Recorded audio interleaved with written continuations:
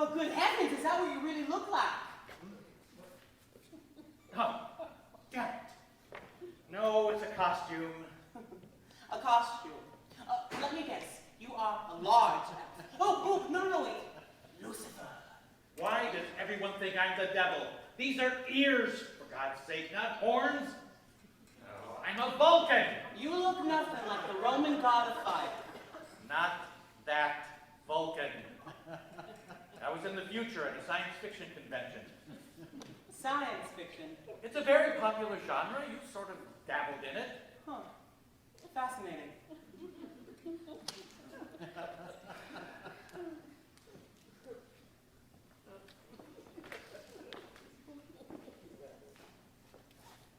Do you mind?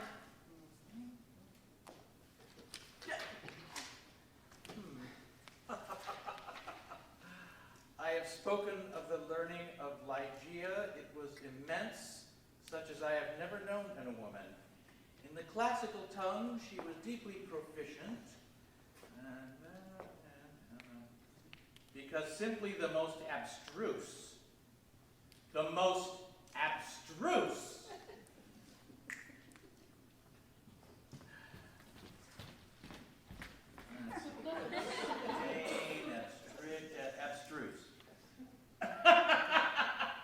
difficult to understand, you think?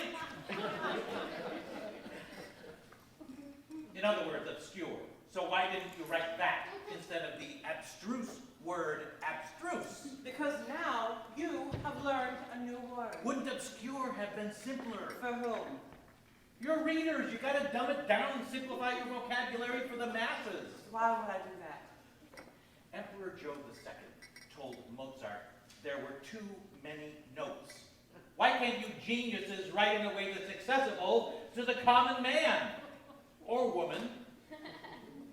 To dumb it down, as you say, would be vacuous, vapid, doltish, injudicious, risible, fatuous, cretinous, And stupid.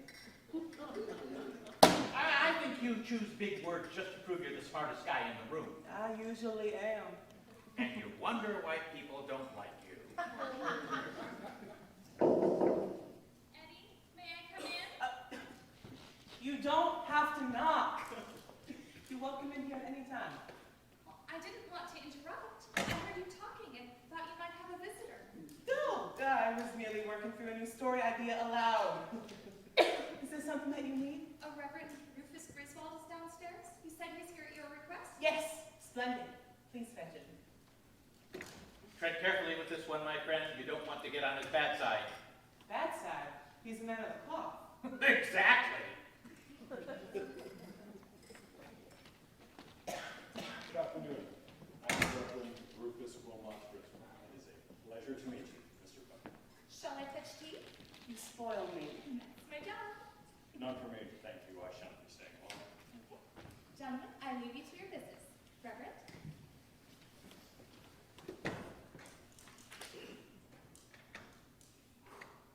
Your daughter is lovely. Ouch. Wife. Oh. Well, sir, the note you left at my hotel last evening said you wished to speak with me. Yes, I hear that you have put the finishing touches on, or you're going to the publishers with the Poets and Poetry of America. And it occurred to me that such an anthology wouldn't be complete without the inclusion of my poems. But it did include your poems. 3 to be exact. Oh, I didn't know that. Why only 3? Unfortunately, it isn't feasible to include more in this particular volume. Though I hope since you're the editor of Graham's magazine, you'll still give the book a favorable review. Mr. Griswold, I assure you I won't allow my opinion of your work to be colored by your apparent lack of regard for mine. You're obviously offensive. I mean, offended. Hope I don't end up dead like that poor woman and her daughter in the murders in the Rue Morgue. You could. Excuse me? You're not serious. Are you? Yeah, we could drop a house on him. No, I'm not not gonna murder you, Reverend. That's a relief. What about putting a poisoned candle by his bed while he's sleeping? He'd be dead before nightfall. I should use that.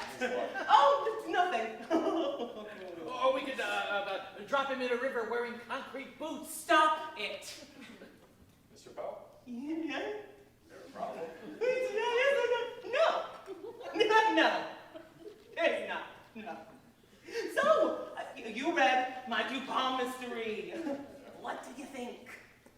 It was interesting. Lavishly praised by pretty much everyone. Yes. However, forgive my candor, but where's the ingenuity in unraveling a web which you, specifically the author, have woven for the express purpose of unraveling? Really? The beauty, Reverend, is that while the reader was focused on the web, they failed to notice the spider. You see, it isn't about the murder. No. It's about the method. There are dozens of methods of murder, some ingenious. Simply insane. As a writer, your pen is a weapon to use for inflicting unique types of pain. At the gallows, beheading is messy indeed. Swifter than hanging by noose. Trampled by bulls, running in a stampede. Run to death by Dr. Seuss. Up with a candlestick, dripping with blood. Slitting a skull with an axe. Drowned in a bathtub or in a flash flood. Hacked into pieces or chopped into bits. Walled up in cellars or thrown into pits.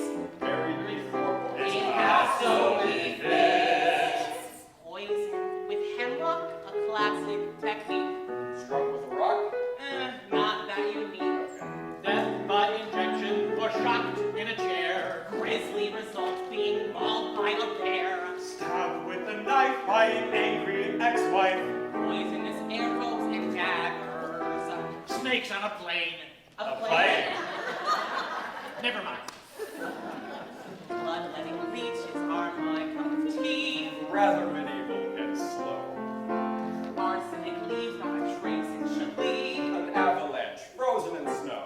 Oh, frozen in snow doesn't sound that macabre. It is if you are dead that for honor. Bitten by zombies. Or killed by a mob. Feeling sure you're gonna be a goner. You will be a going goner. Settle a score with a pistol or gun.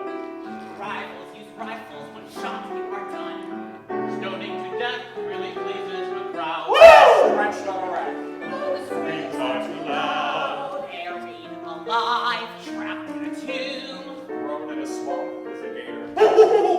Or an orangutan locked in a room.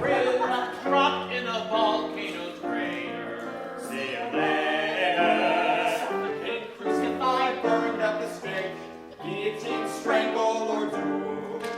Plagued by the plague or a virus outbreak. Mass murder is massively cruel. struck down by lightning or flogged with a whip. Lynchings can cause quite a stir. Shredded by sharks going down with the ship.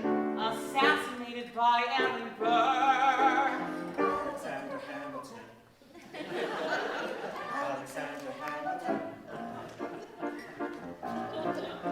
Slain by a sword or impaled by a spear. Bruce is so gruesome they guarantee fear. Scalping and skinning. Or rather extreme. Quicksand is quicker and muffles every scream. Muffles every